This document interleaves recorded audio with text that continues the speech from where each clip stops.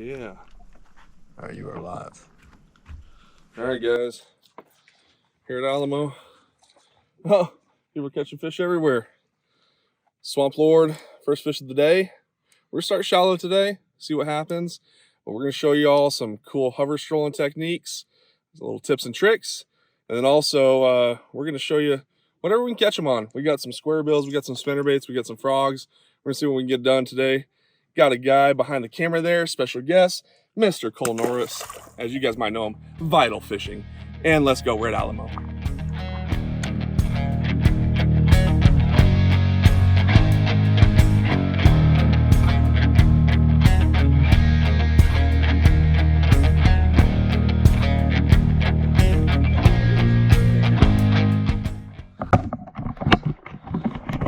There we go. All right, guys. First one of the day for me right there. Just a little rat right there. A little 6 cents swim jig right there. Just kind of running it through these trees. Nothing big at all, just a little dank, but skunk is out of the boat for me. So Seth and I are gonna keep working down this bank and see what happens. Let's go. Gary Key throws those only. That fish smoked it. A little better one. Oh yeah, A little bit better.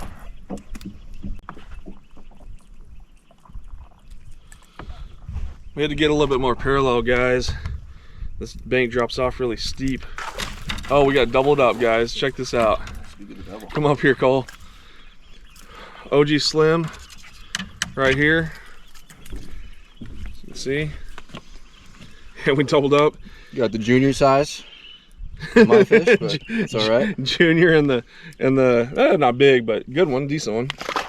Little Evo chatterbait right there. With spunk shad. Oh, I like that trailer. Oh yeah.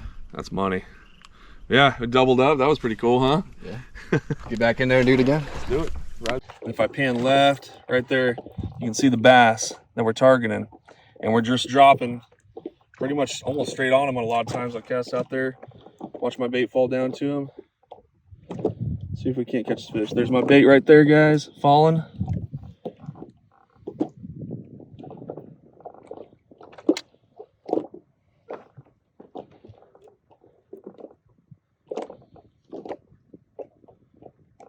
Oh, he's wanting it. He's chasing it.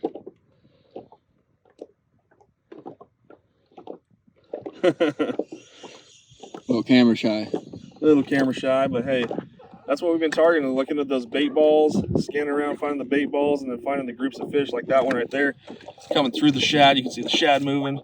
That's crazy.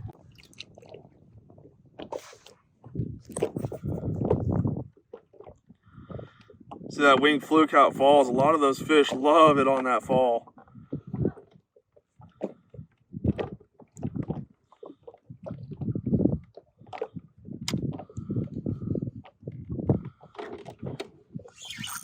And there we go. There you go.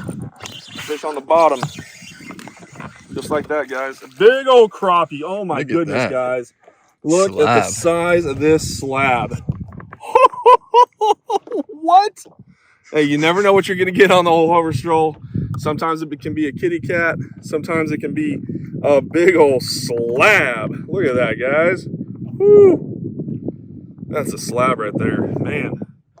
Get him back down there. So, what I'm starting to notice is a lot of these crappie are hugging the bottom, and the bass are too, but the bass are coming up in groups. Every now and then we'll see a group of like 20 of them, 10 to 20. We drop on them and they instantly come up, and typically we beat on them quite a bit. So kind of showing you a little bit late, but we're gonna find a fresh group here too and show you guys what it's like dropping on them and hover strolling and casting at them. And it's a blast, guys. Get out here to Alamo and get you a little hover stroll setup and some range rollers, some 6 cents hover juggle minnows, and some wing flukes. Hey, have a blast.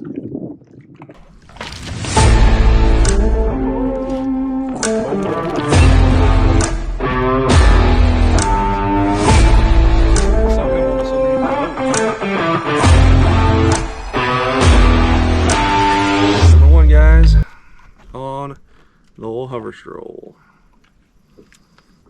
3/16 ounce range roller, 4-inch wing fluke.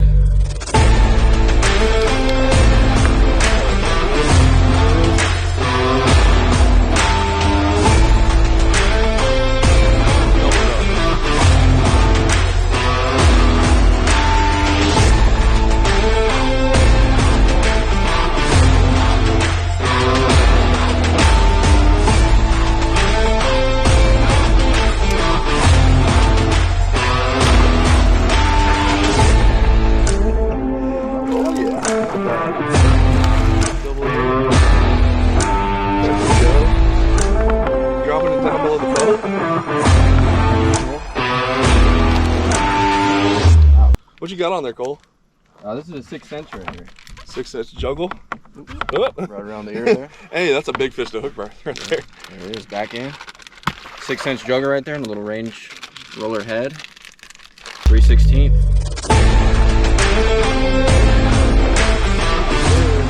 So I want to talk to you a little bit about exactly what a hover stroll is, guys. You might hear that term a lot, hover strolling, hover rig.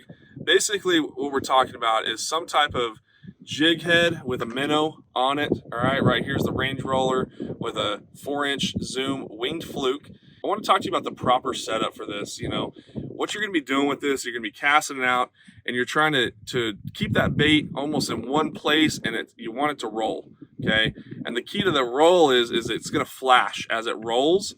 That's what's going to be key on getting those bites, okay? So you need the proper setup to do that, and as you're working it, you're kind of slowly reeling it, and you're just keeping that bait rolling in one water column using forward facing, targeting a fish or a group of fish. And some key features that you want to make sure you do is, like I talked about earlier, you want a small little loop knot there so that allows that freeness of that rolling. And you got to have the proper setup to throw this bait. You want a medium, light, or a light action rod. You want some bend in that rod, right, guys? Look how whippy that sucker is. Like I said, I can't talk enough. I've used the depth shaking elements. They're phenomenal. They're made correctly for that style of fishing. You got plenty of backbone. I flipped a bunch of fish in today. Still got plenty of backbone to flip, 2 and 3 pounders in the boat.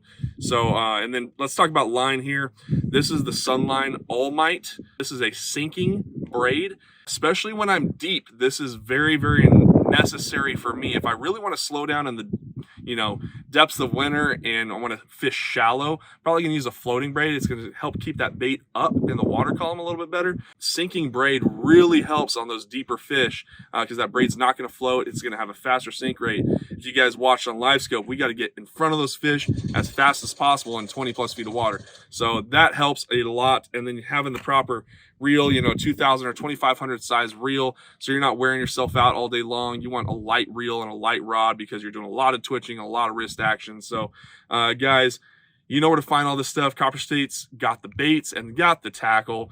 Go get yourself set up, have some fun, get out here to Alamo, Bartlett, all these local lakes here, do some hover strolling, test it out. If you guys haven't done it before, it's a blast. Once you do it and you catch some fish on it, you're gonna get hooked. I know I have. It's a blast, but check it out, guys. Appreciate it.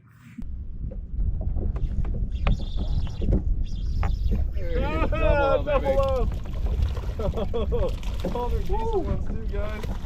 Oh, Cole's decent right there. Oh yeah, look at those. Skinny and long. Cheers.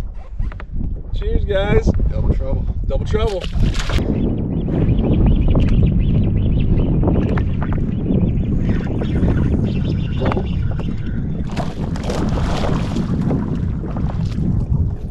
Down there quick.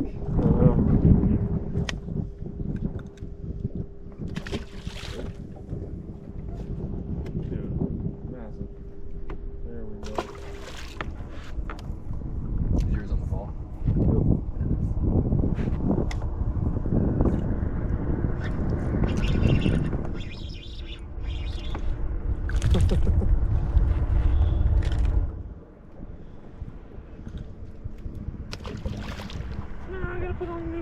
Alright guys, quick little tip here. So the whole hover strolling is kind of a new technique to me. I actually went in the shop the other day and talked to Seth about it. He gave me some tips and some lures to use. And I went out there and I've been fishing and I've been kind of moving. Like say if I cast out, I would let it go down and I'd be on top of the fish. And I'd be moving my rod tip and shaking it upwards. And I was wondering, I was like, why is Seth catching 4 or 5 fish to my 1? What's going on here? So he filled me on a little tip and I kind of noticed he was doing it. But in this deeper water, instead of going up and shaking the rod, he's actually going to the side. Just shaking his rod tip to the side. And what that's doing is you have that big ball of fish and with that bait on top, and if you're pulling it up, you're just pulling it right out of the strike zone. So by keeping that rod tip just going side to side, just a little subtle change like that can catch you 5 fish to my 1. So there's a tip for you guys. So he's gonna drop down right below the boat. It should only be a matter of a few seconds. Just like that, guys. Just like that. See him come after it on the live scope. So that style, guys, is more of a Damiki than a hover stroll and bringing it to you. You know, casting out in front of you and shaking it. But we've caught them both ways. But what we're seeing is a lot of these groups want to just hang out right below the boat. And you can see there's 10, 20, 30 fish in a group. And we're dropping it down in that, even just that fall with that wing fluke. It dances like a flutter spin down there, and they can't help it, guys. We just finished up here at Alamo, Cole. That was a lot of fun. Yeah, that was a blast. Hover stroll, and I'm not used to that. It's a whole new technique for me. No better person to learn it from Seth. But yeah, a ton of fun today. Well, I appreciate it, man. I'm humbled. It was a fun day out there. I'm continuing to learn it myself. You know, be a student of the game, guys. Always keep an open mind. Don't be afraid to learn something. Today, you know, we figured out a lot of times a lot of the hover stroll bites were actually really just dropping on their heads. At school, would move underneath the trolling motor. You see them all over live scope, and they just swarm it, and it was almost instant, right? And like 2 weeks ago, it was completely different. Completely different. So just being able to adapt and just to keep searching and trying new things, we were able to figure it out and caught quite a few fish.